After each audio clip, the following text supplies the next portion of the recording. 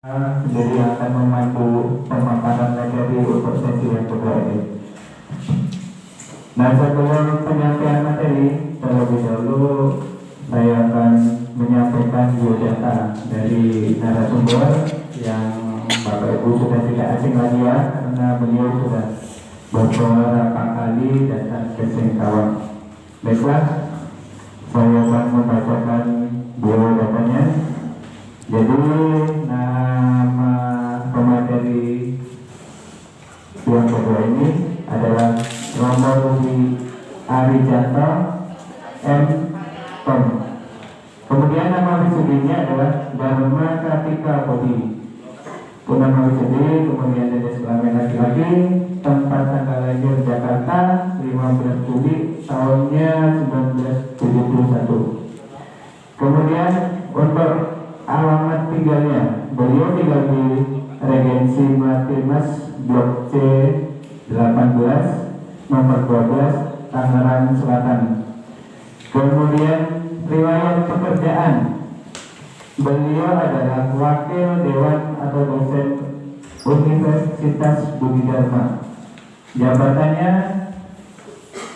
yang dipegang saat ini adalah Ketua Umum Maga Putri. Untuk handphonenya 08 81 3375 72. Nah, itu sedikit biodata dari pemateri kita. Nah, beliau pada sesi kedua ini akan memaparkan materi yang berjudul tentang ketridharmaan. Nah, Bapak Ibu yang saya hormati, untuk lebih jelasnya langsung saja untuk menyingkat waktu, langsung saya berikan kepada Romo, waktu dan tempat dipersilakan. Terima kasih Pak Ari. Baik, selamat pagi. Sudah ya, saya berdiri saja karena di depan rasanya tidak bisa melihat ke layar ini.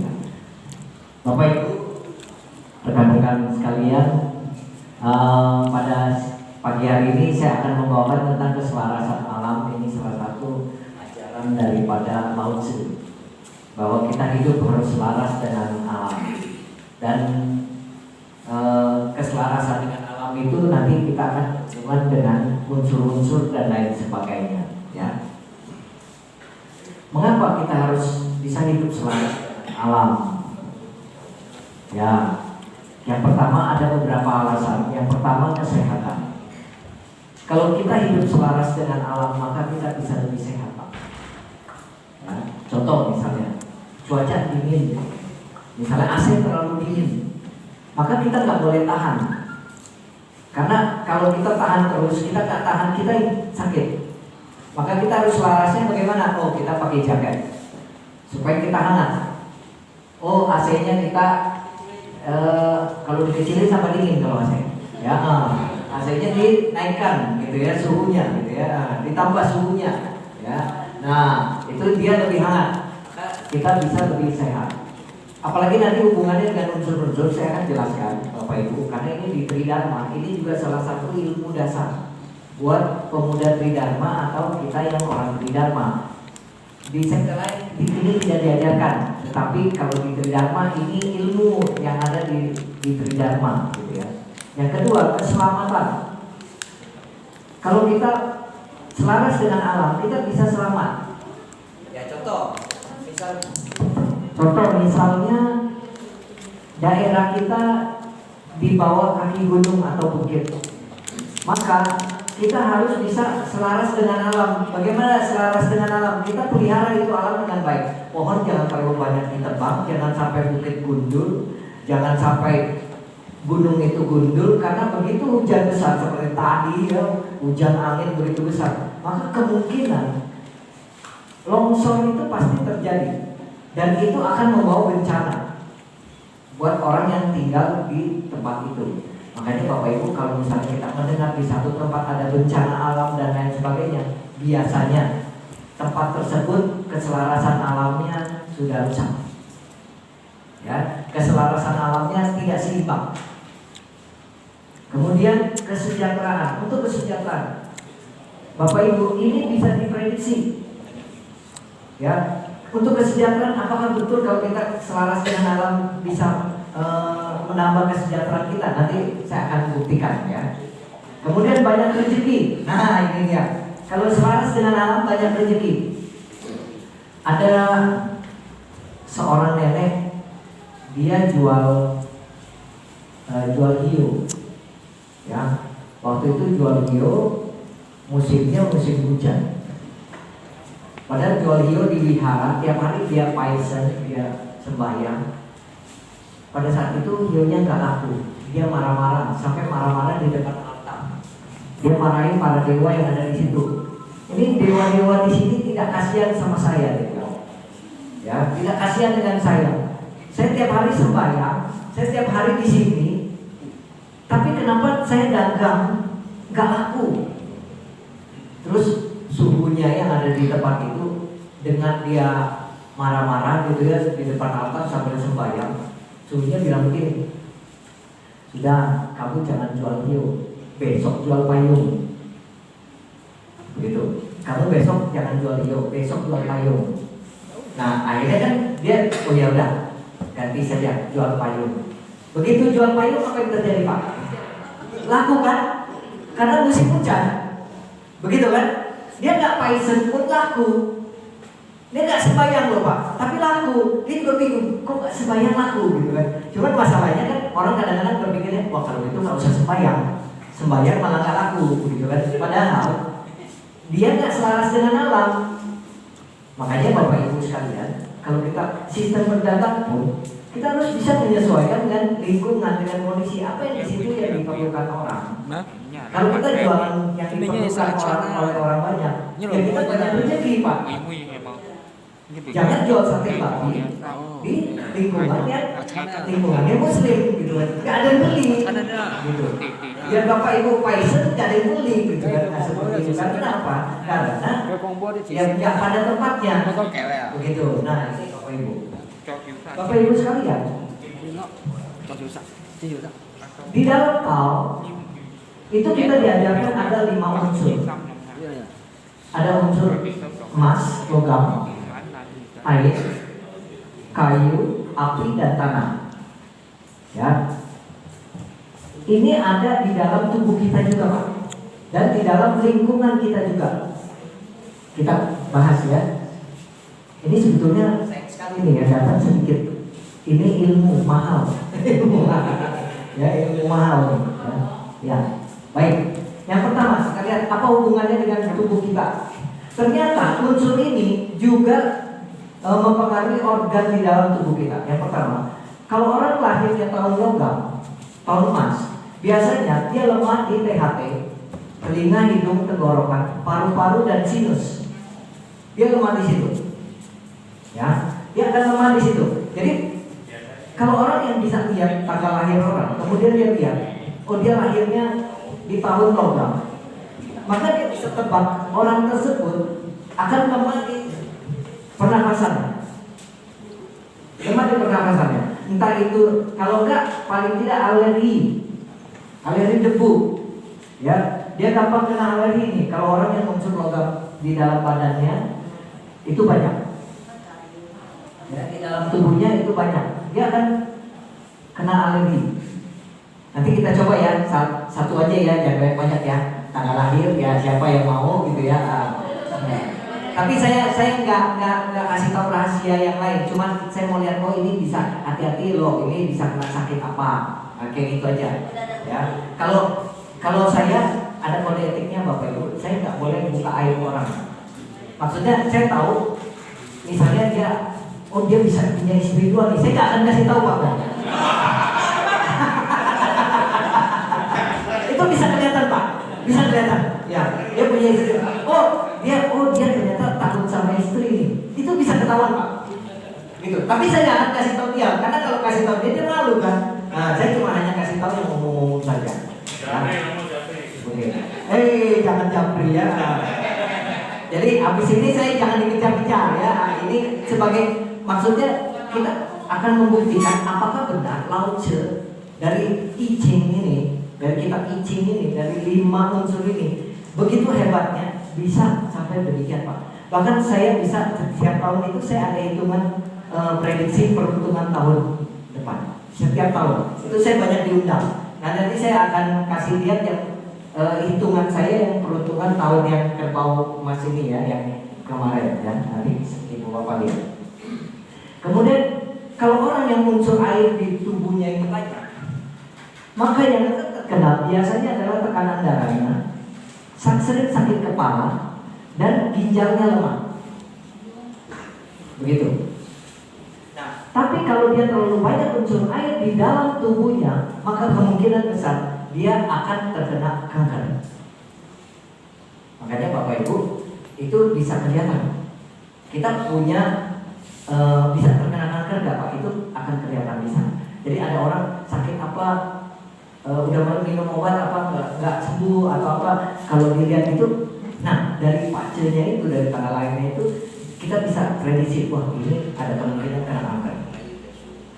Gitu. Bahkan kurang lebih bisa diketahui dia sampai umur berapa Pak.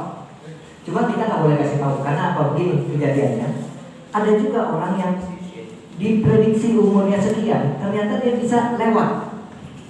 Dia bisa lewat, ternyata kenapa dia bisa lewat Bapak Ibu? Karena dia banyak perbuatan baik dalam hidupnya. Itu yang bikin dia panjang umur, dia tambah umur. Jadi Bapak Ibu juga jangan khawatir. Kalau misalnya ada orang bilang, wah lu punya nasib jelek tau gak gitu ya, nah ini kurang bagus, ini tulang miskin katanya. Wah ini tulang miskin katanya ya, seperti itu ya. Kalau udah dibilang gitu kan orang pikiran, wah sedih. Wah tulang miskin kerja keras bagaimanapun tetap susah. Kalau ada yang bilang gitu ke saya, nanti saya kerik tulangnya. Nah, ya saya kerik tulangnya biar gak miskin gitu ya. Nah kemudian liver, ya, livernya lemah, empedu, liver, unsur kayunya banyak. Dan orang yang punya unsur kayu ini orangnya perasa. Kadang suka sedih sendiri. Dia bisa ketawa tapi hati sedih, hati menangis. Ya ini ya orang unsur kayu, gitu ya. Nah seperti itu, ya unsur kayu.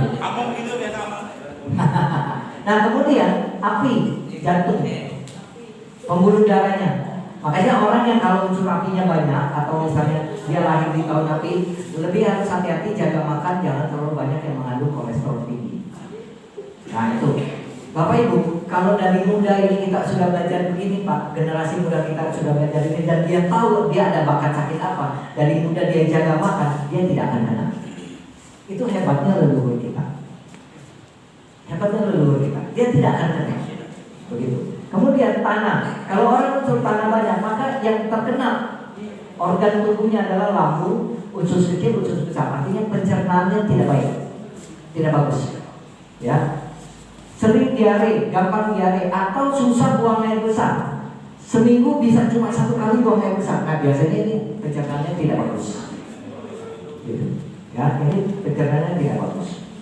Baik. Apalagi kalau sudah unsur tanahnya banyak, unsur airnya banyak, maka kemungkinan dia kalau bisa, tadi kan unsur air kanker, tanahnya lambung, pencernaan, maka kemungkinan dia bisa kena penyakit kanker usus besar. Begitu. Nah inilah Bapak Ibu. Kalau orang yang bisa begini nggak akan buka ini. Saya pun nggak mau buka ini kalau bukan sesama orang Tridharma. Karena ini kita keluarga besar, saya kasih tahu supaya kita tahu, gitu. Orang Tridharma harus tahu, gitu ya. Lanjutnya, hubungan yang selaras. Ada kita kenal hap dan ciong. Kalau bahasa kayaknya apa Pak? Hap itu cocok sama yang berlawanan, bertentangan ciong. Ya, ciong ya. Ya bertentangan. Ya. Nah sekarang kita lihat, kalau unsur logam, maka dia akan menghidupi air. Artinya apa? Tahun ini kerbau logam, betul nggak? Tahun ini kerbau logam masuk musim hujan, dia logam menghidupi air. Begitu hujan derasnya minta ampun, pasti. Artinya apa? Begitu musim hujan, berarti nanti mulai daripada bulan musim penghujan, berarti mulai cap jigwe, ini sangat deras dan kemungkinan bisa banjir besar. Bisa banjir besar. Nah, maka dari itu Bapak Ibu, ini bisa diprediksi. Jadi orang-orang pikir saya sakti Pak. Wih, Pak Rudi hebat tuh, bisa tebak gitu. Bukan saya yang hebat. Ini ilmu leluhur kita yang hebat. Leluhur kita Pak yang hebat. Ya, ajaran Samkau, ajaran Tridharma kita yang hebat. Nah itu dia. Cuma karena saya belajar, jadi saya tahu. Makanya jangan sampai saya tahu sendiri. Saya mesti bagi orang lain. Ya, kalau nanti saya seperti Pak Bong, angkatannya sudah nanti hilang, ya sudah, nggak ada lagi yang tahu, gitu kan? Saya maunya begitu. Harus yang generasi muda, yang lebih muda dari saya juga belajar ini, tahu, begitu. Nah kemudian dari air, jadi kalau logikanya bagaimana Romo dalam kehidupan? Ya, air yang mengandung logam, air yang mengandung mineral, dia pasti lebih mahal. Kalau Bapak dikasih air di rumah dari tempat air dituang gini, nggak ada harganya. Tapi begitu airnya sudah dijadikan begini, ini mahal. Betul nggak Pak? Kenapa mahal? Karena ini ada unsur logamnya. Plastik ini unsur logam. Makanya kalau ada orang tanya, Romo, kalau saya unsurnya plastik, cocok buka usaha apa? Boleh logam. Jadi plastik ini unsurnya bukan plastik ini logam. Kalau di dalam unsur, ya logam. Makanya plastik ini susah terurai. Ibu bapak tanam, misalnya punya emas, taruh di halaman ditutup tanah, sampai mati bongkar lagi tanahnya, itu tetap masih bentuknya emas. Betul gak? Karena logam susah terurai. Pokoknya kalau barang yang dimasukkan ke dalam tanah itu dia susah terurai, itu unsurnya logam. Jelas ya? Cek semua ya. Nah, jadi makanya kenapa ini jadi mahal? Karena ini mengandung logam. Airnya ini mengandung logam. Air mineral, airnya mengandung C1000. Ya, itu kan mengandung vitamin C. Ya, padahal minumannya cuma segini, tapi 10.000, gitu kan, mahal Pak. Jadi mahal karena dia mengandung logam. Itu logikanya. Yang kedua, logam menghidupi kayu. Pohon kita siram, dia tumbuh. Ya, pohon disiram, dia tumbuh. Artinya apa? Dia menghidupi kayu. Pohon itu air menghidupi kayu. Ya, disiram kan pohonnya tambah besar, tumbuh. Nah itu logika, itu alam. Ajaran Tao ini luar biasa. Kemudian kayu menghidupi api. Bikin api unggun tambah kayu, tambah besar dia apinya, tambah kayu besar apinya. Dia menghidupi api, kayu menghidupi api. Jadi kalau kebakaran jangan dikasih kayu, tambah banyak kan, tambah besar apinya, nah kasih kayu. Nah itu dia. Api menghidupi tanah. Tanah yang subur adalah tanah yang mengandung pupuk, yang mengandung bekas gunung berapi. Kalau tanah dikasih pupuk, takarannya cukup, tumbuhan itu subur. Tapi kalau tumbuhan dikasih pupuk terlalu banyak, apa yang terjadi? Bukan gak bisa besar, kering, mati. Karena dia panas, dia mengandung api. Makanya kalau tanah itu dihidupi oleh api, ya, tanah yang subur, tanah yang mengandung panas, yang mengandung unsur hara. Orang bilang gitu. Kita bikin kompos, sampah ditampung begitu, itu akan keluar gas, dan gas itu bisa buat masak, karena dia mengandung api. Begitu. Ini ternyata ke teknologi kita sekarang itu ajaran Dharma. Cocok, selaras, ya, dipakai ya, ilmunya itu dipakai. Kemudian api menghidupi logam. Semua benda logam itu dari tanah. Tanah menghidupi logam. Semua benda logam berasal dari tanah. Emas, tembaga, semua dari tanah. Gitu kan? Digali dari tanah. Makanya dia tanah menghidupi logam. Terus, ini yang selaras. Next. Berikutnya hubungan kontradiktif, Chung. Ya, nih, Bapak Ibu sekalian, kita kalau dikasih pengumuman tahun ini, Xiao ini dengan Xiao ini, Ciong, langsung orang takut, enggak kondangan, tidak ke rumah duka, tidak apa. Sebetulnya Bapak Ibu, itu penerapan tentang ciongnya itu salah. Justru Lao Tzu mengajarkan kita pengetahuan tentang ciong ini supaya kita sehat. Orang kalau mengerti ilmu ciong, maka dia jadi sehat. Contoh nih Pak, sebetulnya kita sudah ngerti, cuma kita nggak sadar bahwa itu ilmu. Anak kita panas, kita kan sudah belajar 5 unsur nih ya. Anak kita panas, tinggi, demam. Berarti unsur apa di dalam tubuh anak kita yang saat itu sedang tinggi? Api. Begitu dia panas, unsurnya api. Ibu bapak, apa yang ibu bapak lakukan terhadap anak kita yang sedang demam panas? Kompres. Betul nggak? Kompres pakai air. Begitu. Secara logika, kok dikompres bisa turun panasnya? Ternyata dikompres pakai air. Api itu ya kalah dengan air. Air ini memusnahkan api. Begitu. Jadi kalau dia kena air, dia panasnya turun. Itu ilmu ciong. Ciong ya Pak. Ciong. Itu ilmu ciong. Begitu. Ya, bertentangan. Jadi justru kita harus belajar yang tahu yang mana ilmu bertentangannya. Feng Shui misalnya kita belajar. Kalau ibu bapak mau tanya, saya mau beli rumah cocok hadap mana ya? Maka cari ciongnya, cari unsur yang bertentangan dengan kitanya. Itulah rezeki kita hadapnya. Begitu. Misalnya kita lahir tahun, misalnya jati dirinya misalnya logam. Nah kita lihat logam musuhnya apa? Logam musuhnya api. Ini api menghancurkan logam. Maka yang unsur api, arah yang unsur api itu arah yang hokinya kita. Begitu. Karena apa? Karena kita duduknya di arah yang posisi kita bersandarnya itu di arah yang mendukung kita.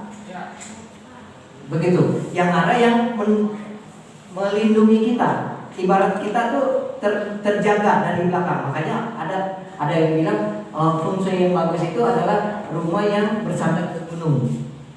Jadi belakang gunung. Begitu. Rumah yang bersandar ke gunung. Karena apa? Ada posisi kuat yang membackup dia, melindungi dia dari belakang. Begitu. Depannya itu musuhnya, tapi dia ada yang melindungi dari belakang. Nah, itulah arah hoki dia. Jadi kalau kalau api arahnya selatan, berarti orang yang jadi dirinya api itu cocok pilih rumah arah selatan. Itu logikanya begitu. Ya. Demikian juga kayu. Ya, kayu musuhnya adalah logam. Kayu bisa hancur dari kapak, ditebang, memusnahkan. Ya, logam bisa dibentuk juga dari logam. Makanya Bapak Ibu, jangan berpikir kalau tahun ini kita ciong, berarti tahun ini jelek buat kita. Salah. Tahun ciong artinya itu tahun dimana kita mau putar balik dari titik nadir yang rendah mau naik ke yang lebih tinggi. Contoh lah, sekarang hidup kita sudah lebih makmur, lebih enak. Berarti kita sudah lewat ciong. Dulu waktu kita kerja keras, susah hidupnya, itulah ciong waktu itu kita. Nah pada saat ibu bapak ciong itu ibu bapak berusaha untuk naik. Makanya kalau orang waktu ciong jangan diam. Kalau kita lagi jelek, jangan ya sudahlah, lagi nggak jelek ya, lagi jelek ya sudah, nggak usah usaha apa-apa di rumah saja. Tambah susah Pak. Betul kan? Tapi kalau jelek, orang mau usaha itu bisa cepat. Lewat masa ciongnya itu bisa lebih cepat. Nah itu dia Bapak Ibu sekalian. Ini saya nggak bahas detail nih ya, saya singkat-singkat aja biar penasaran nanti belajar lagi gitu ya. Nanti kalau saya datang rame lagi gitu ya, gitu ya. Iya apa-apa kalau dikasih obat terlalu banyak overdosis nanti ya, seperti itu. Jadi pengetahuan dasar saja gitu ya. Baik. Nah kemudian kita mengenal orang Tionghoa ini, kita mengenal adanya 2 cap sio, ya 12 sio.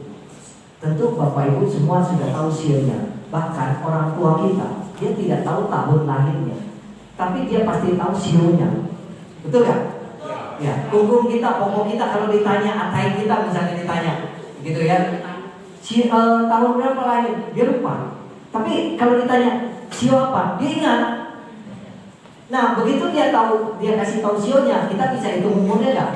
Bisa, gitu. Ini kehebatan leluhur kita. Jadi dia tidak menghafalkan angka, tapi dia menghafalkan simbol. Nah, sio ini adalah simbol, Bapak Ibu. Leluhur kita luar biasa pintar. Caranya supaya anak cucu bisa hafal. Ya, simbol. Waktu saya belajar dulu, saya disuruh hafalinnya pakai tangan. Makanya Bapak Ibu kalau nonton film dia meramalnya pakai gini, itu bukannya ilmu gaib, Pak. Memang ada hitungannya di tangan, Pak. Waktu saya dulu belajar, saya disuruh harus bisa hitung pakai tangan. Jadi kalau saya nggak punya ini, saya bisa hitung, tapi pakai tangan. Makanya kalau teman saya udah lihat saya gini, wah lagi hitung gitu, lagi hitung, gitu kan? Nah, seperti itu. Nah, jadi bisa hitungnya pakai tangan, Pak. Ini tangan kita ini jadi buku, jadi kamus kita, gitu kalau belajar ini, gitu ya. Makanya kalau dia sudah menguasai ini, orang bilang bisa punya ilmu setengah dewa. Ya, bisa punya ilmu setengah dewa. Kenapa? Karena dia bisa memprediksi kurang lebih bagaimana. Nah, Bapak Ibu, jangan beranggapan kalau orang yang sionya macan, ya, orang yang sionya macan pasti galak, belum tentu. Iya, karena apa? Anggapan kita selama ini kalau yang sionya harimau, Pak, orangnya pasti galak. Karena dia pikirnya seperti harimau, Pak. Betul nggak? Nah, kasihan sekali kalau yang sionya tikus. Mana tikus? Nah, kalau yang sionya tikus gimana? Pengecut dong orangnya. Tikus kan kalau lihat orang langsung lari gitu kan? Nah, seperti ini. Ternyata enggak.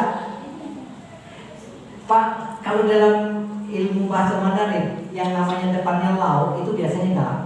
Lau su tikus ya, galak. Lau ing elang, galak. Lau se guru, galak. Lau po galak. Nah, benar nggak? Lau po galak. Lau po galak, Pak. Jadi yang pakai lau itu biasanya galak, gitu kan? Nah, seperti itu. Jadi Bapak Ibu, jadi kalau di dalam ilmu kelahiran, orang yang lahirnya di jam tikus, jam 11 malam sampai kurang lebih jam 11 sampai jam 1 malam, biasanya dia punya karakter galak. Jadi kalau misalnya ibu bapak kasih lihat macenya, misalnya tanggal lahirnya ke saya bisa tahu. Nggak usah cerita, orang ini galak. Walaupun dia ngomong sama saya, dia ngomongnya baik-baik, tapi saya tahu ini ngomongnya galak. Nah, seperti itu ya. Nah, itu demikian. Nggak bisa dibohongi, Pak. Makanya itu kode etik kalau yang sudah bisa gini juga tidak boleh buka aib orang. Jadi kalau orang konsultasi, kalau misalnya ada orang konsultasi ke saya, setelah dia konsultasi saya hapus dia punya data. Saya juga nggak mau ingat-ingat. Saya juga nggak mau ada orang tanya. Misalnya ada orang kepo nih ya, cipo nih tanya ya ke saya ya, Romo dia gimana tuh gini. Wah saya nggak tahu, saya bilang, saya udah hapus, saya udah lupa. Saya selalu gitu, karena harus jaga rahasia, gitu ya. Nah ini demikian. Jadi tidak ada hubungannya sifatnya dengan sionya ya Pak. Jadi tidak ada hubungannya. Saya ingat sekali dulu ada kawan saya, dia orang Medan lah. Ya, dia pacaran sama teman saya itu sio kelinci. Ya, pacarnya itu sio harimau, sio macan. Nah, orang Medan yang masih kuno, yang masih kolot itu nggak mau punya menantu sio harimau, yang menantu perempuan. Karena dianggapnya anak laki-lakinya bakal mati muda. Nah, seperti itu. Nah, teman saya ini kan galau. Mau putus tapi udah cinta. Ya udah sayang. Gitu kan. Bagaimana caranya? Dia tanya saya, karena dia tahu saya belajar. Waktu itu saya masih belajar. Hey Ruth, dia bilang, gue mau tanya loh. Ini sorry ya, saya pakai bahasa ini ya, yang bahasa saya dengan dia. Gue mau tanya, gimana tuh kalau kita punya pacar sio harimau? Mama gue nggak mau. Kalau ketahuan ini pacarnya ini sio harimau, pasti disuruh putusin. Gitu. Boro-boro mau disuruh menikah, disuruh putusin malah langsung gitu ya. Terus saya bilang, nih Bapak Ibu, kalau kelinci dengan harimau beda berapa tahun? 1 tahun kan? Kan nggak ada beda mukanya, beda 1 tahun. Kecuali beda 12 tahun, kelihatan mukanya beda kan jauh. Tapi kalau beda 1, saya bilang gini aja, udah gampang. Nanti kalau mama kamu tanya, dia sio apa? Bilang aja sio kelinci. Beres. Karena kan nggak beda jauh kan 1 tahun aja. Jadi jangan bilang sio harimau, gitu kan? Supaya nggak ribut, gitu kan? Nanti kalau udah punya cucu, dia pasti terima. Saya bilang gitu. Karena udah ada cucunya, dia lihat cucu dia pasti sayang, gitu kan? Nah seperti itu. Nah akhirnya bener nih, datang. Untung ceweknya sudah di training. Kalau ditanya ya, jangan bilang sio macan ya. Harus bilang sio kelinci. Kelinci. Jadi sama sionya. Jadi mamanya tanya, betul Pak. Begitu ngomong-ngomong dia tanya, kamu siapa? Karena udah di training, wah dia jawab, kelinci. Lolos. Lolos. Akhirnya mereka menikah Pak. Mereka menikah, akhirnya kemudian sudah punya anak sekarang. Nah, mertuanya juga udah tahu kan, menantunya si Lari mau nggak apa-apa tuh, gitu ya. Terus teman saya tanya, apa betul nggak sih kalau kita menikah dengan wanita sio harimau yang harimau itu bisa mati muda gitu yang suaminya? Saya bilang kalau kamu menikahnya sama harimau betina seminggu umur, saya bilang bukan menikah seminggu umurmu. Kalau menikah dengan harimau betina. Tapi kan kamu menikah dengan wanita sio harimau. Ngerti ya Bapak Ibu ya? Kalau menikahnya sama harimau betina mati dia Pak. Seminggu dia mati dah, gitu ya. Beneran pendek umur. Dan teman saya itu juga akhirnya menyadari gitu. Dan akhirnya dia tertarik belajar ini. Ya, tertarik belajar ini. Akhirnya dia bahkan dia lebih hebat lagi, dia belajar sampai ke Hong Kong, ke Singapura untuk mempelajari Feng Shui. Cuman dia sama saya beda sedikit aliran, saya aliran bentuk, dia aliran kompas. Agak sedikit beda kalau aliran bentuk dengan aliran kompas. Nah ini. Baik, berikutnya. Kemudian Bapak Ibu, nah ini kita tadi sio ya. Maka kita harus minimal tahu kita sio apa, unsurnya apa. Begitu. Jangan sampai kita cuma tahu sionya aja. Contoh misalnya, C-nya itu tahun berapa lahir? 76. 76 berarti sio naga ya. Sio naga, naga api. Naga api. Ya, berarti sio naga api. Misalnya siapa lagi? Pak Bom tahun berapa lahir? 59 di sini berarti sio 59 sio babi ya Pak? Sio babi ya. Saya di sini sio babi berarti Pak Bom sio babi tanah 59 begitu ya. Nah ini kurang lebih begitu ya. Oke, nggak usah dicatat lah, nanti saya kasih ya, saya kasih sama panitia nanti ya. Nah, kalau mau minta saya berikutnya ya, karena saya berpacu dengan waktu. Ini bosan nggak dengerin saya 2 hari? 3 hari nggak apa-apa. 3 hari. Baik ya. Nah, kalau kita selanjutnya kita juga diajarkan harus mengenal arah. Karena Bapak Ibu orang dulu itu semua berpedomannya pada astrologi, ilmu perbintangan. Ya. Di zaman Sangkong itu ada satu orang yang dia seorang Taoisme tapi juga ahli perbintangan, yaitu Kung Ming. Zhuge Liang. Ya, Kung Ming ya, Zhuge Liang. Ya, penasehat perangnya Liu Bei. Ya, penasehat perangnya Wan Kong. Ya, waktu itu ya. Nah, Kung Ming atau Zhuge Liang ini dia ahli dalam hal ini. Begitu ya, dia ahli dalam hal ini perbintangan, dia bisa lihat bintang itu. Jadi orang zaman dulu itu belum mengenal yang namanya arah apa-apa, tapi lihat bintang. Sehingga kalau nelayan itu pergi ke laut, mereka bisa pulang. Begitu, itu melihat bintang tadi.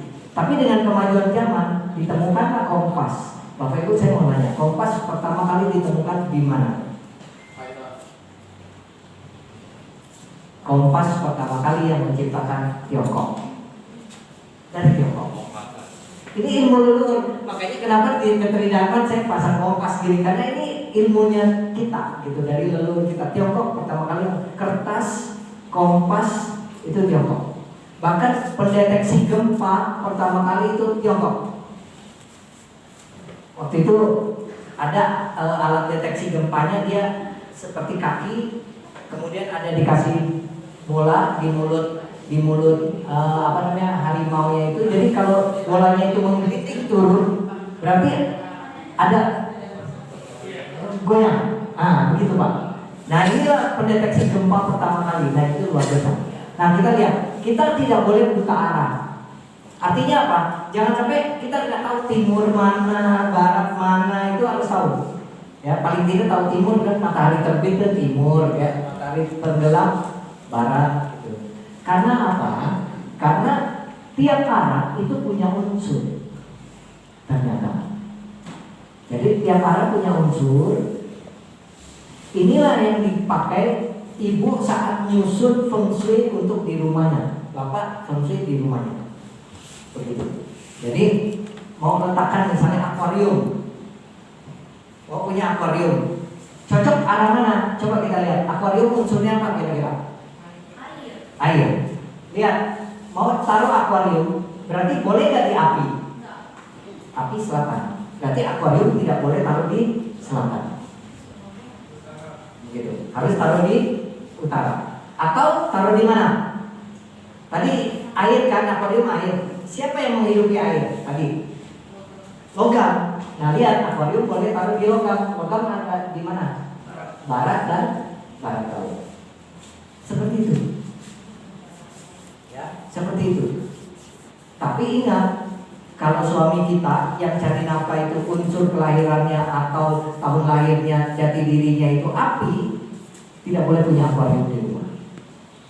Karena ekonominya bisa turun, begitu, tidak baik, tidak bagus. Makanya tidak semua orang boleh pasang akuarium di rumah, harus lihat dulu.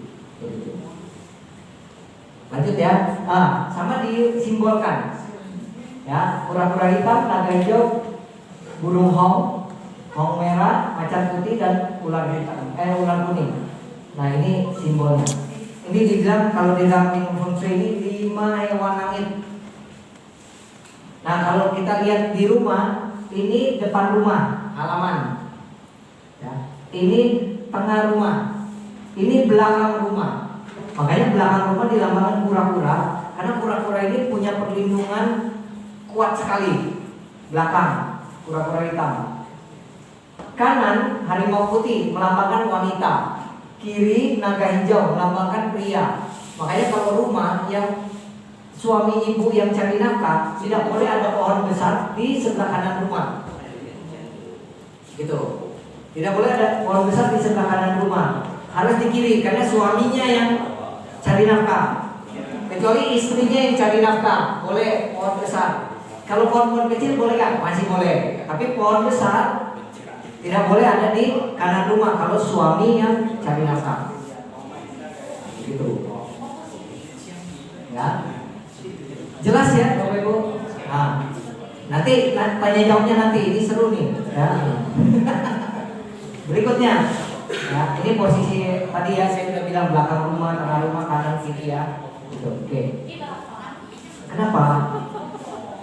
Oh ya, foto dulu ya. Oke. Ya. Ya, mumpung gratis ya. Oke.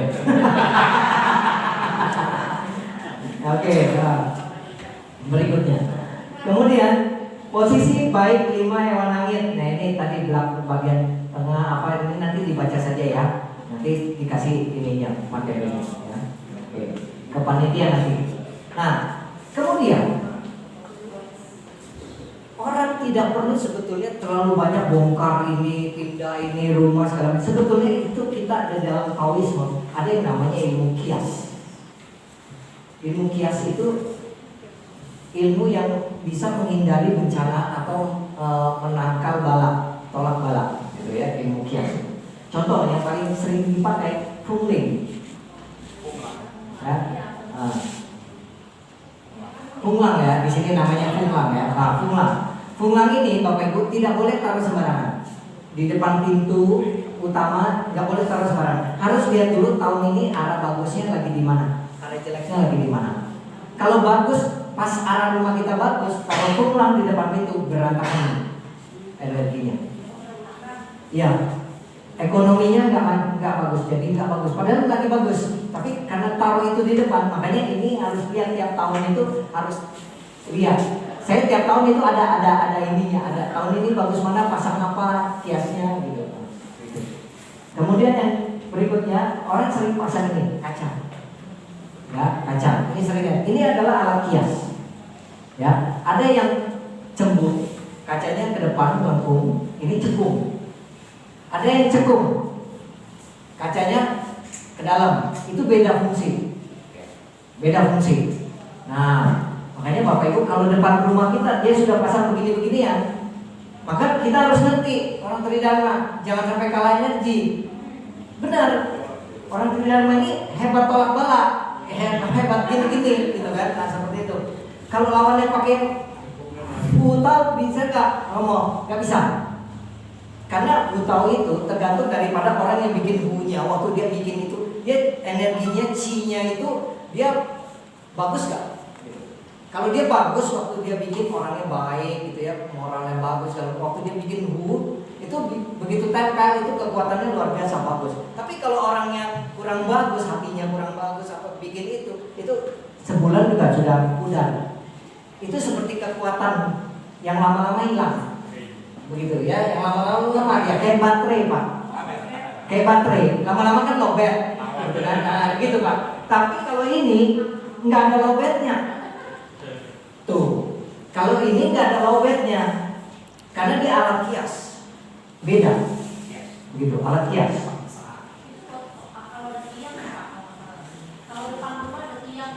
Ini bisa konsultasi sekarang ya. Nah, bayar itu ya, beda itu. Nih contoh, nih ruang lembab. Kiasnya memasang lampu menyala terus, lembab unsurnya air, lampu unsurnya api. Semua main di unsur. Ya, misalnya kamar mandi, masuk kok lembab ya gitu ya. Gak enak kan baunya juga kan. Lampunya nyalakan terus. Nah seperti itu. Ya, lampunya nyalakan terus. Kemudian dua pintu utama rumah saling berhadapan dengan tetangga. Ini pintu rumah saya, pintu masuk. Itu juga pintu masuk rumah tetangga hadap-hadapan. Nah itu pasang cermin cekung. Ya Pak, pasang cermin cekung. Cekung yang mana? Yang gendut apa yang kebelah dalam? Salah. Gendut itu cembung. Nah, yang gendut itu cembung, kembung. Nah, cembung, gembung kan gendut. Nah, itu berarti ke depan. Kalau cekung ke dalam, sendok itu cekung, sendok. Ya, nah, kalau bedanya, kalau kaca cembung, ya, kalau kaca cembung yang ke depan, kalau kita berkaca tetap muka kita kelihatan, berdiri. Tapi kalau cekung terbalik, dia terbalik. Makanya begitu dikasih kaca cekung, energi yang di luar itu akan dibalik. Logikanya gitu, energi yang di luar akan dibalik. Yang jelek, yang baik ditarik oleh kita, yang jeleknya dipulangin ke dia.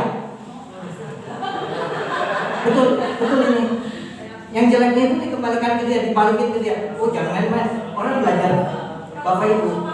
Kalau orang belajar Taoisme, apalagi sampai ke ilmu yang tingkatnya tinggi, bunuh orang itu seperti balikin telapak tangan. Misalnya saya benci sama dia, malam-malam saya duduk sih dia meditasi, saya panggil dia. Sukmanya dia datang, saya potong sukmanya, mati dia. Begitu Pak. Itu taunya udah tingkat tinggi, udah seperti itu. Tapi itu tidak boleh. Biasanya orang yang sampai taunya tinggi, dia juga nggak mau jahat sama orang. Dia nggak mau jahat. Biasanya seperti itu Pak. Kalau dia sudah tingkat tinggi, dia juga nggak mau jahat. Dan dia nggak mau banyak ngomong, nggak mau banyak kasih tahu orang apa. Dia diam, nggak mau banyak bicara. Orang nggak tahu bahwa dia sebetulnya sakti hebat. Gitu. Nah itu bedanya. Ya seperti inilah Pak. Kalau Bapak guru kungfu, ya guru karate sudah jago sekali, sudah dan dan 2 dan 3 dan 4 gitu ya, dan kawan-kawan gitu ya, nah seperti itu ya. Nah itu nggak pendek. Tapi kalau orang yang baru mulai belajar sabuknya putih, wah kemana-mana pakai baju karate gitu.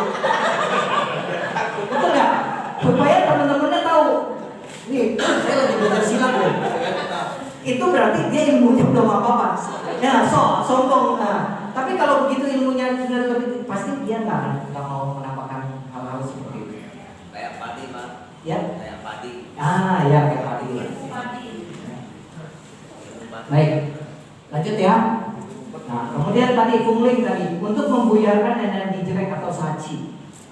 Fungling sebaiknya dipasang di mana? Nah, ini dia tadi. Di lorong panjang di dalam rumah. Misalnya rumah ada lorong panjang, jalannya panjang. Nah, itu tengah-tengahnya di plafonnya pasang fungling boleh.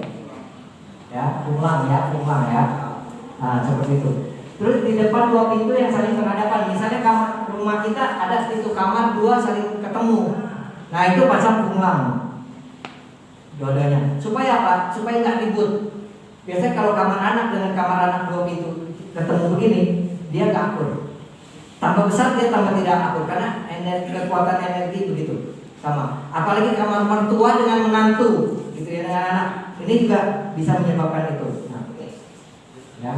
Di depan pintu utama bila ada hambatan atau gangguan karena faktor eksternal, tapi hati-hati. Saya tulis gini, tapi hati-hati. Artinya apa? Lihat dulu tahun itu hadap rumahnya menghadap mana. Lanjut. Ini fungling ya, ini kaca cembung tadi. Oke, ini kaca cekung yang tertarik ya. Oke. Nih, jadi untuk menolak energi jahat dan menghisap energi baik. Jadi hisap energi baiknya, kembalikan energi jahatnya. Jika ada pintu utama rumah saling berhadapan dengan pintu rumah tetangga. Percaya atau tidak percaya begini Bapak Ibu. Istri saya pernah bilang malam-malam, ya Pak, istri saya panggil saya Papa karena anak-anak kan supaya terbiasa dari kecil panggilnya Papa gitu kan. Karena pernah suatu saya panggil nama istri, panggilan istri saya Han. Ya. Saya Han, gitu kan, saya panggil Han, anak saya langsung ikut Han. Jadi kalau panggil mama dia langsung Han, gitu. Wah, dalam hati saya, wah gawat nih, gitu ya. Nanti jadi kurang ajar kan panggil nama orang tua, gitu kan, panggil langsung nama. Jadi saya sejak itu saya kompromi sama istri. Udahlah, kita panggil papa mama aja. Jadi anak-anak ikut papa mama, gitu kan. Nah seperti itu. Jadi kebiasaan, Pak, itu kok tetangga sebelah rumah kita seberangnya itu selalu ya. Sudah 3 orang loh, dia tinggal di situ dagang bangkrut, akhirnya pindah nggak kuat, dia pindah nggak kuat. Udah, saya pikir kenapa ya? Udahlah, emang mungkin nasibnya dia lah, gitu ya. Saya nggak mau usil kan jadi orang. Suatu hari saya sambil bawa anjing saya punya anjing mini pom, saya suka ajak keliling komplek. Nah, pas pulang kan lewatin rumah tetangga saya itu sebelah saya itu ya katanya seberang rumahnya sering bangkrut. Jadi saya lihat, saya nggak sengaja lihat rumahnya, begitu lihat rumahnya saya kaget. Tetangga saya itu bukan monyet, bukan, ya. Tapi Pak pasang kaca, berarti ada penasehat spiritualnya dia, gitu kan? Nah, ada penasehat pasang alat-alat itu feng shui. Saya pikir, oh pantesan seberangnya ini bangkrut terus, habis semua ditarik dia, gitu kan? Pasti Pak, gitu. Nah, akhirnya udah 3 rumah selalu bangkrut Pak. Orang ini yang keempat. Nah yang keempat ini tetangga saya, dia mungkin juga ada yang kasih tahu. Akhirnya pintu rumahnya dia ganti, dia tutup pintu yang ada, dia buka dari samping gini. Jadi tidak menghadap ke. Nah sampai sekarang bagus terus. Believe it or not, percaya atau tidak, seperti itu ada. Ya baik. Nah ini letak kolam akuarium tadi ya, saya udah kasih tahu arahnya yang tepat ya. Nah apa sih energi negatif di rumah kita yang bisa menyebabkan ada energi negatif di rumah kita tanpa kita sadari? Yang pertama, sofa rusak. Kalau ada sofa yang robek, sudah kelihatan busanya segala macam, perbaiki Pak dulu. Itu mengandung energi yang jelek, ya, energi yang negatif ada di dalam rumah. Jadi bukan ganti sofa baru, cukup mungkin ditambal atau apa supaya nggak kelihatan, begitu, supaya rapi lagi. Ya, ini lemari rusak. Kadang-kadang ada orang, aduh lemarinya sudah hancur, tapi apa namanya masih tetap ada. Ya. Kemudian wastafel rusak. Ada kan yang rumahnya berantakan gini dapurnya, tuh, ya wastafel rusak. Atau punya patung di rumah patah, rusak, atau jadi pajangan gitu ya, ini nggak baik, tidak boleh. Ya. Atau jam dinding mati, tapi tetap aja di situ. Jam 2 seumur hidup jam 2 itu. Dari dia 5 tahun sampai 10 tahun. Itu jam dinding jam 2 itu ya. Misalnya gitu ya. Seperti ini. Itu juga tidak bagus. Bapak Ibu, jam dinding yang bergerak, dia punya energi, maka dia harus ditempatkan di daerah yang positif di rumah kita. Itu bantu energi positif kita jadi lebih kuat. Begitu. Nah, itu sudah ke feng shui. Ya.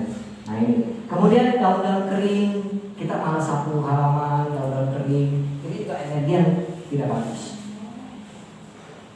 Kadang-kadang kita taruh pot bunga sampai layu nggak dibuang, sampai kering. Nah ini juga nggak bagus. Itu jadi energi yang nggak bagus di rumah kita. Atau tembok rumah seperti ini, gompal, rusak. Paling pantang ini ada di tembok dapur, tidak boleh. Ya, kalau ada perbaiki. Dulu ada kawan saya, waktu dia menikah di rumahnya karena manajer, nggak ada uang, jadi undang orang makan di rumah aja. Saya datang ke rumahnya, kebetulan satu kantor sama saya. Kemudian saya datang ke rumahnya, terus saya numpang WC. Begitu masuk ke dalam rumah kan lewatin dapur. Begitu saya lihat dapurnya seperti ini. Tapi ini bukan dapur dia ya, bukan dapur dia. Jadi ini bukan dapur dia. Jadi, waduh, rusak temboknya. Padahal di bawahnya itu kompor. Gitu. Nah, setelah keluar, saya bilang dia bukan orang tridharma, dia orang Theravada. Orang Theravada kan tidak percaya begini-begini, gitu kan? Nah, saya bilang kalau you percaya, perbaiki itu tembok dapur. Kalau punya uang, kamu plester, nggak usah di keramik. Saya bilang plester saja, ya diratakan saja. Saya bilang begitu ya. Nah, diratakan saja. You lihat nanti kehidupan kamu setelah menikah akan lebih bagus. Nah, akhirnya dia menikah, dia kan dapat humpau tuh ya. Nah, akhirnya ada sedikit uang, dia plester, dia ikutin dia. Bapak Ibu, dalam waktu 2 tahun dia jadi manajer HRD di tempat saya. Sampai sekarang ngomong Pak Bong, dia percaya banget Pak, yang tadinya nggak percaya, gitu. Yang tadinya dia sama Tridharma itu anti, sekarang malah puji-puji gitu, nah, seperti itu. Nah ini dia Bapak Ibu, ya luar biasa. Ya. Kemudian sampah, jangan sampai ada tumpukan sampah di halaman rumah kita. Kalau tong sampah boleh, tapi sudah bertumpuk tidak diambil, tidak dibuang, itu tidak boleh. Semua logika nih Bapak. Ini kenapa tidak boleh ada dikatakan energi? Ini busuk, bau, betul kan? Mengandung bakteri di dalam rumah. Ini logikanya. Kalau ini suatu saat tembok ini rontok sedikit-sedikit. Itu kan kompor kita, tempat kita masak, ada panci makanan atau apa, itu bisa masuk ke dalam sayur masakan. Itu bahaya, kotor kan? Nah ini logika. Makanya feng shui itu bukan tahayul Pak, semua logika. Ya, ini mengandung bakteri masuk ke rumah, udara kan nggak enak kan, bau. Ini juga mengandung penyakit. Nah air keran bocor, kan ada orang kerannya udah ditutup tapi masih netes airnya. Ini juga energi tidak bagus. Kenapa? Boros. Apalagi pump, bayar kan airnya. Nah ini maksudnya begitu. Logikanya demikian. Kaca pecah. Ada kadang-kadang lemarinya kacanya pecah, tapi tetap aja bisa enak tuh lihatnya isi kaca pecah gitu ya. Nah, seperti itu. Jangan, baiknya ganti. Tidak bagus. Ya. Kemudian ada sarang lebah, sarang tawon. Ini juga nggak bagus. Kenapa? Ini membahayakan. Membahayakan apa? Suatu saat tanpa sengaja atau bagaimana dan terkena sarangnya, kemudian kita bisa diserang semua. Ini pernah salah satu OB di kantor saya, dia Dia nggak tahu bahwa di bawah pohon itu ada, di atas pohonnya itu ada sarang lebah. Dia nyapu di bawah pohon itu, sapunya tinggi, tanpa sengaja kena. Pingsan Pak, langsung Pak di tempat, dihajar, diserang, langsung dibawa ke rumah sakit. Untung masih ketolong, bisa mati. Bayangkan kalau anak kita. Nah makanya ini tidak baik. Nah ini ada sarang laba-laba, banyak sarang laba-laba gitu, nggak dibersihkan, ini juga tidak bagus. Energi yang buruk. Karena dia akan menempel debu-debu di sini, hitam dia. Selesai. Nah, oke, tanya jawab. Masih ada waktu ya. 10 menit boleh? Boleh ya, 10 menit ini di jam 12 pas makan siang. Nah, baik, silakan. Kalau sekarang nanya boleh gratis ya. Oke. Baiklah. Materi ternyata sebelum setengah satu sudah selesai yang disampaikan bersama. Jadi ada sesi tanya jawab yang diberi waktu 10 menit. Silakan Bapak Ibu yang mau menanyakan bisa ditanyakan. Silakan Bapak Ibu. Silakan tanya. Kalau nggak tanya, saya kasih lihat prediksi saya tahun ini ya. Prediksi aja ya, prediksi lebih seru lah. Kalau peruntungan tahun depan saya belum hitung, belum sempat. Biasanya saya hitungnya Desember itu saya bisa 2 bulan Pak hitung itu. Betul. Oke. Waktu emas masih 250.000 1 gram dan mau naik jadi 600.000, saya itu sudah prediksi. Terus saya bilang sama istri saya, pindahin uang tabungan semua beli ikan mas. Istri saya tambah sayang sama saya. Emasnya 250.000 jadi 600.000, sekarang 800.000. Apa nggak tambah cinta tuh Pak Bong istri? Kalau suaminya sakti betul. Bukan sakti Pak, tapi bisa hitung. Makanya Bapak Ibu kenapa? Ada orang kok dia sudah kaya bisa tambah kaya terus ya Pak? Biasanya dia ada penasehat spiritualnya seperti ini. Bukan pakai dukun ya Pak, ilmu kita tidak seperti itu. Pakai dukun, nah saya keliling, Ibu Lisa yang jagain lilinnya, itu nggak boleh. Ya itu nggak boleh. Kalau itu ilmunya beda. Kalau ilmu leluhur kita hitungan gini bisa dibagi gini. Oke, tahun ini tahun kerbau. Tahun baru Imlek tadi 12 Februari ya Pak. Legionnya ganti sionya itu tanggal 3 Februari. Jadi bayi yang lahir tanggal 4 Februari walaupun belum punya, dia sudah ganti sio. Sudah sio kerbau. Waktu itu kan sebelumnya sio tikus, ya. Nah, itu terus tahunnya berelemen logam, cuaca dan musim baik. Artinya apa? Musim panas, ada panas, hujan, gitu ya. Banyak gunung meletus. Waktu itu beberapa rentetan gunung meletus, gempa dan longsor. Ini harus waspada tahun ini sampai akhir tahun. Waspada banjir. Nah ini, saya udah tulis nih Pak. Waspada banjir. Nanti kita buktikan gitu ya, betul kayak banjir ya, tahun ini gitu ya. Nah, baik, lanjut. Banjir Pak, sintang banjir. Nah, tahun ini Bapak Ibu, di dalam perhitungan Sintang Pak. facing bintang terbang, karena di dalam ilmu meramal begini ya, Cak Mun kemarin ya yang dari Taoisme itu ada yang namanya ilmu facing bintang terbang, di mana bisa dihitung arah itu berputar dan arah keberuntungan dan yang jelek ada di mana. Nah, pada saat saya lihat facing tahun ini ya, ini ada bintang pergerakan militer, ada bintang pergerakan militer di Tenggara. Waduh, waktu saya hitung itu tahun saya kaget juga, takut juga. Karena yang pertama apa?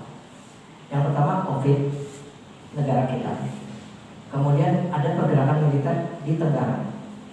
Di mana Tenggara ini? Mungkin bisa Indonesia bagian yang Tenggara, bisa belahan bumi bagian Tenggara, bisa Asia Tenggara. Ternyata benar nggak terjadi Pak, ada pergerakan militer. Ada Myanmar Pak.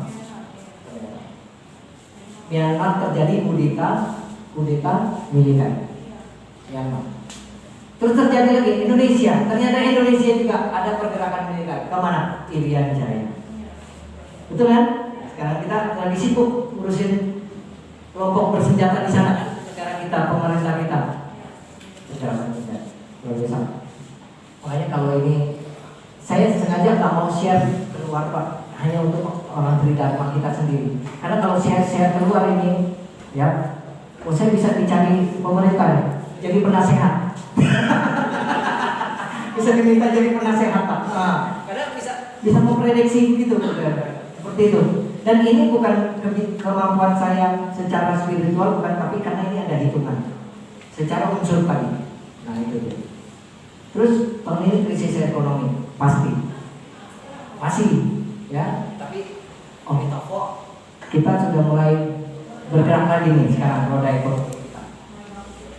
Hati-hati kebakaran. Dan kalau kebakaran ini sangat besar. Terjadi nggak? Terjadi. Kebakaran hutan banyak sekali tahun ini. Di Kanada, di mana. Kebakaran hutannya luar biasa, mengerikan. Nah ini Pak. Kecelakaan pesawat. Saya sudah prediksi ini bakal ada kecelakaan pesawat. Jadi waktu itu sampai yang wihara yang pernah saya ceramah ini sampai telepon saya, Romo betul sekali loh katanya kecelakaan pesawat. Saya bilang itu bukan hanya saat itu, bukan hanya kecelakaan pesawat, tapi berikutnya dan kapal laut. Kapal laut apa Pak? Kecelakaannya banyak. Bahkan sampai kapal selam pun kecelakaan. Gitu, ya. Suaminya Ibu Lisa waktu ketemu saya bilang, Romo kok bisa tepat sekali gitu. Saya bilang ya itulah hebatnya ya ajaran leluhur kita. Kalau tadi kan tentang budi pekerti, sekarang ilmu kepandaiannya ya. Nah, terus bintang kepemimpinan dalam tekanan. Artinya apa? Ya tadi karena ada pergerakan militer pasti ada tekanan kepada pemimpin. Tapi sudah lewat. Kemudian waspada bencana di bagian tenggara, bentrok. Tahun ini bentrok tadi sudah terjadi ya. Tahun ini logam kuat sangat diperlukan. Artinya Pak, kias-kias perlu unsur logam tahun ini. Wabah penyakit di bagian utara. Ini kita lewatin aja ya. Nah ini yang ditunggu orang nih. Kalau tiap tahun. Bisnis apa yang bagus tahun ini? Yang pertama, logistik. Logistik bagus sekali. Jasa pengiriman barang Pak. Betul kan? Kayak Tiki, JNE, si cepat, apa itu logistik. Ekspedisi ini banget bagus sekali tahun ini. Dagang online, betul saja. Semua sekarang orang dagang online. Karena apa? Lagi kebenaran COVID lagi kan, pas banget gitu. Industri digital, telekomunikasi, ya, restoran, perikanan bagus tahun ini. Makanya saya lihat Pak Atom tuh sering share, dapat ikan, ya bagus banget lagi bagus tahun ini. Pak Atom nggak datang sih ya. Kalau Pak Atom datang saya dikejar-kejar nih tahun depan. Ditanya gitu ya. Saya bisa diundang ke Sampas untuk apa seminar ini nih buat peruntungan tahun depan gitu ya. Tapi boleh kalau kita mau adakan lagi kita bisa Pak Kong gitu. Kayak tadi dari Cemeri itu bagus sekali tentang ini Pak tentang konseling untuk muda-mudi yang akan mengadakan pernikahan atau pemuda-pemudi gitu kan, bagaimana berkeluarga yang kita suka ya itu Pak Fahri gitu. Boleh tuh kalau ada dapat anggarannya dari Bapak kasih gitu ya, atau Bapak Pemimas gitu ya, adakan Pak, kita adakan lagi untuk muda-mudi juga. Ini pasti tertarik mereka gitu ya. Kemudian rumah sakit, ya itu jangan ditanya, rumah sakit penuh kemarin. Ya, luar biasa ya Pak, rumah sakit penuh. Alat kesehatan, laundry juga maju. Apotek,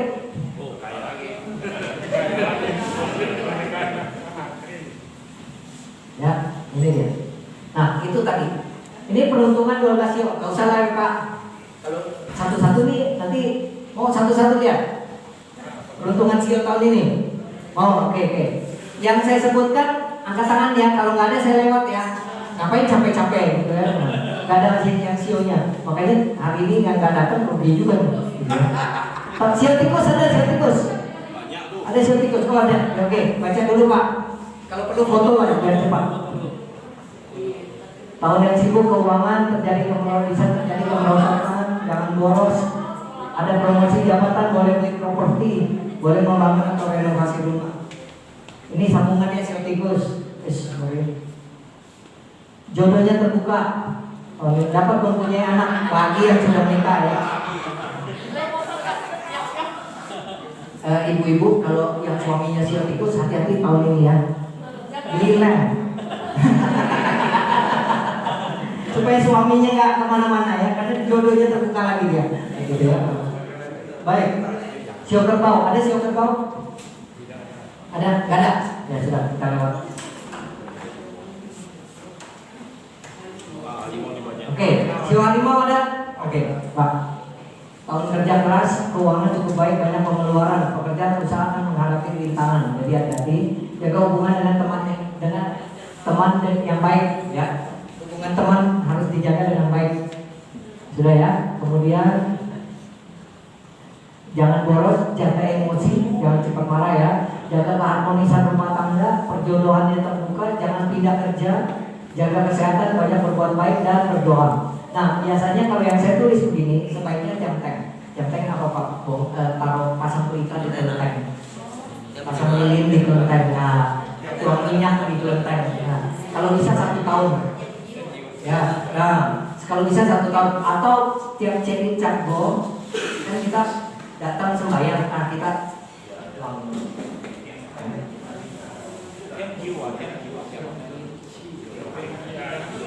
kelinci ada, sio kelinci ada, ada ya. Silakan ya. Tahun yang bagus, usaha dan pekerjaan bagus, keuangan bagus, peluang karir lebih baik. Jaga kesehatan, jangan meminjamkan uang. Ya, jangan begini. Karena kalau yang saya lihat, karena di dalam perhitungan sionya dia, itu ada bintang dia kena tipu.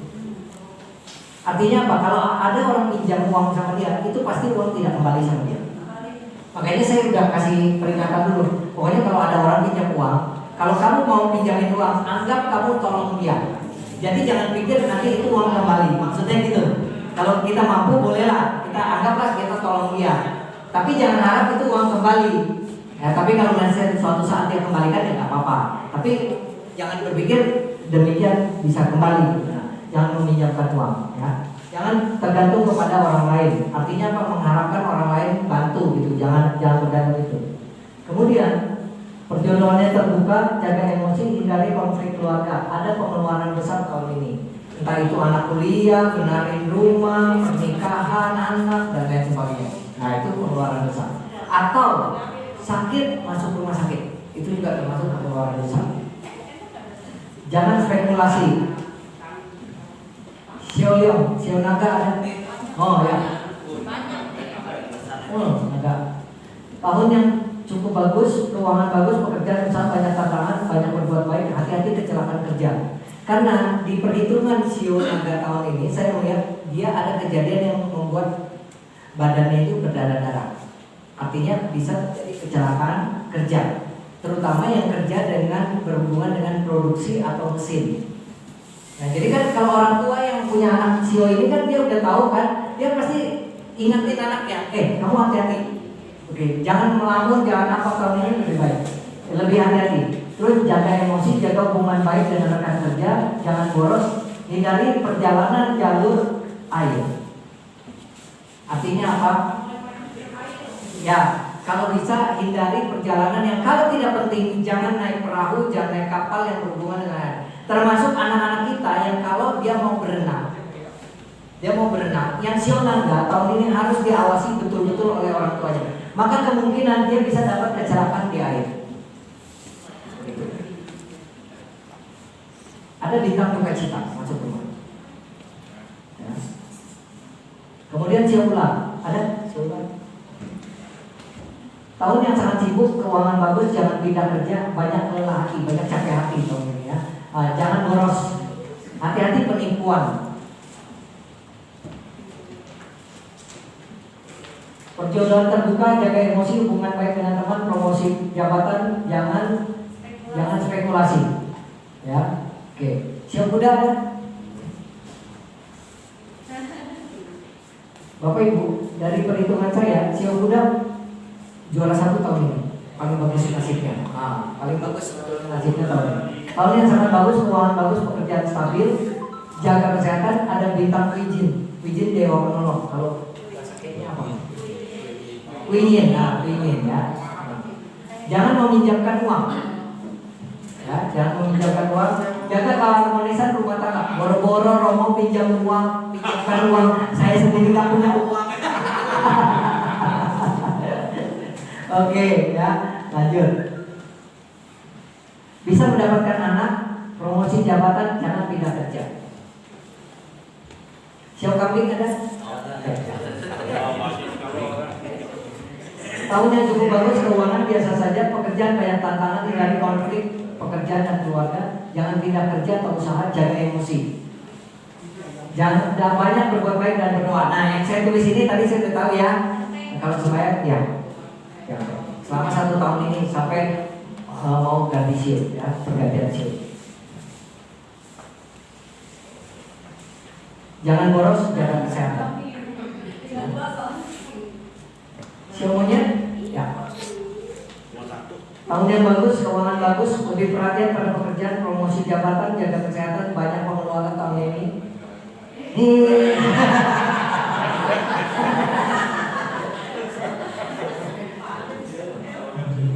Bapak Ibu, saya selalu cari gambar-gambar yang lucu, jadi umat tuh lihat ketawa gitu kan. Jaga emosi, perjodohan terbuka, bisa mendapat anak, saatnya berinvestasi, ada bintang duka cita. Artinya ada keluarga besar meninggal dunia ya. Si ayam ada? Wah, ada ya. Wah. Pak Edi ya, si ayam ya. Oke. Tahun yang bagus, keuangan bagus, pekerjaan sangat sibuk ya, pasti sangat sibuk ya.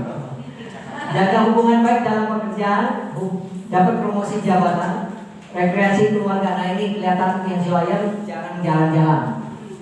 Nah, rekreasi. Coba bolehlah rekreasi keluarga ya. Nah, jangan boros. Kemudian hati-hati berkendaraan, hindari perjalanan jauh, hati-hati kebakaran, hati-hati menggunakan peralatan tajam. Nah, sio ayam kurang bagusnya di sini. Jadi hati-hati waktu bawa kendaraan. Terus kalau tidak penting sekali, jangan keluar malam hari. Maksudnya bawa kendaraan. Kalaupun mau keluar harus ada orang lain. Supaya apa? Jangan sampai unsurnya dia sendiri, tapi kalau ada orang lain dia ada unsur pendukung dia, gitu. Ya, Bapak Ibu. Kemudian hindari perjalanan jauh, dari kebakaran, hati-hati menggunakan peralatan tajam. Kalau karaoke pegang mic nggak apa-apa, tajam. Baik. Sio anjing ada? Oke. Tahun yang cukup bagus, keuangan bagus, pekerjaan bagus, hindari konflik, jangan pindah kerja atau usaha, jaga kesehatan, perjodohannya terbuka.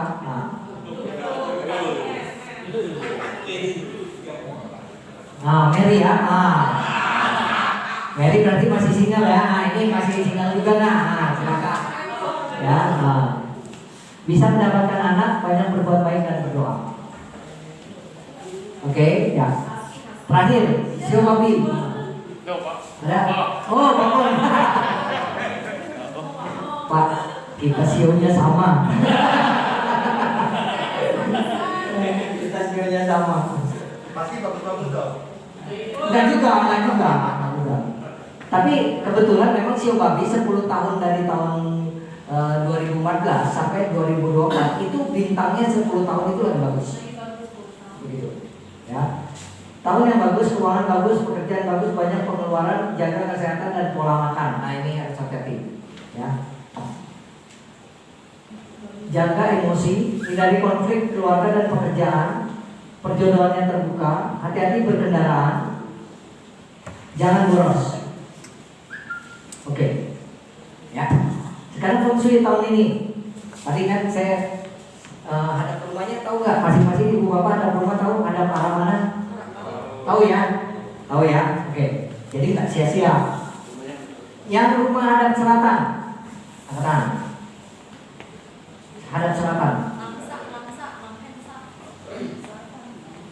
Itu paling bagus Pak ini, bintang keberuntungan. Kiasnya pasang keset merah di depan pintu utama. Terus pasang atau keset putih. Ini ibu bapak kalian dikasih tahu sama orang yang feng shui, karena ini buat dia rahasia, karena ini modal dia cari makan. Tapi kalau saya buat teman-teman Tridharma, saya kasih tahu gitu kan. Tahun ini begini, paling nggak yang paling teman-teman di Tridharma bisa selamat gitu ya, bisa sukses gitu. Ya, oke, sudah ya tahun ini. Kemudian utara, ada rumah hadap utara, ya. Bintang penyakit, pasang hulu. Hulu tahu ya Pak? Ini nih bentuknya gini. Ya, nah, ini dari kayu yang jangan yang dari plastik. Cari yang hulu yang kering, labu kering. Ini kan labu Pak. Ya, pasangnya di pintu bagian dalam. Jadi ini misalnya pintu nih, cemeri ini pintu. Nah, pasangnya di atas nih kayak jam ini. Nah, pasang ya di sini pasangnya hulunya. Ya, pasangnya di sini. Nanti begitu ricun itu ganti tahun lagi, turunin, buang. Karena ini dia bisa menyerap energi Pak, hulu itu. Jadi waktu karena rumahnya ini ada utara bintang penyakit, dia bisa menyerap energi jelek. Itu tidak boleh dipasang terus. Jadi begitu 1 tahun dia harus dibuang. Kalau fungling cukup diturunin, simpen. Karena fungling dia tidak menyerap. Fungling membuyarkan. Nah, tapi kalau ini dia menyerap, dia tarik energi jeleknya itu. Nah, jadi ini digantung. Atau kalau tidak punya, jam dinding dari logam. Kalau sekarang kan jam dinding plastik kebanyakan, ya. Cari yang jam dinding logam, taruh aja sama seperti ini posisinya di dalam. Jangan di luar ya, kalau di luar orang lewat, dia orang lewat ya. Rumah kita kayak stasiun, kayak terminal. Kemudian keset putih di depan pintu boleh. Yang rumah ada utara, jelas ya. Next. Rumah ada timur ada. Oke. Rumah ada timur, bintang tidak stabil. Kiasnya Pak, pasangin keset merah Pak. Tahun ini. Atau jam dinding bersih atau keset putih. Ya. Keset merah ini banyak lah ya. Taruh aja di depan pintu utama. Kotor cuci, nanti udah ini taruh lagi. Selama 1 tahun ini. Ya. Dan ini nggak perlu dibuang. Setelah ini nggak perlu dibuang karena masih bisa disimpan dipakai lagi. Kecuali hulu tadi. Nah, bintang barat kejayaan, bagus juga bintang tahun ini. Sama kiasnya. Baik, selesai. Terima kasih ya. Selamat siang, namo buddhaya.